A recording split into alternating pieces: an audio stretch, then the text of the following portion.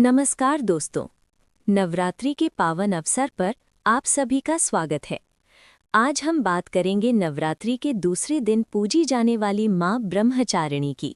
माँ ब्रह्मचारिणी तप, त्याग और साधना की देवी हैं।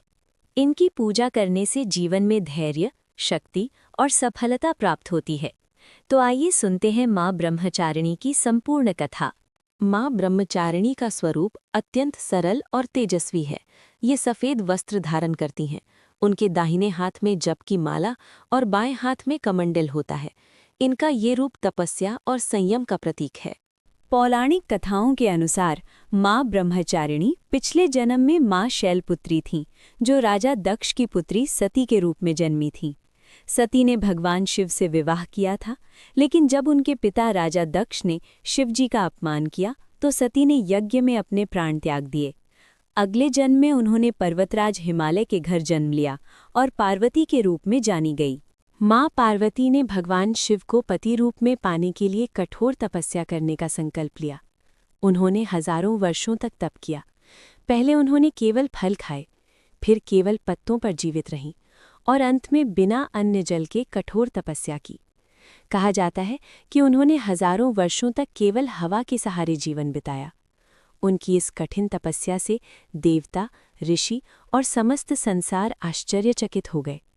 उनकी ये तपस्या इतनी कठोर थी कि उन्हें ब्रह्मचारिणी कहा गया, अर्थात ब्रह्म अर्थात तप का आचरण करने वाली। एक दिन भगवान शिव ने उनकी परीक्षा लेने का निश्चय किया। वे एक ब्राह्मण के वेश में माँ पार्वती के पास गए और उनसे कहा कि शिवजी तो एक साधु हैं, उनसे विवाह करना उचित नहीं। लेकिन माँ पार्वती अपने संकल्प पर अडिग रहीं।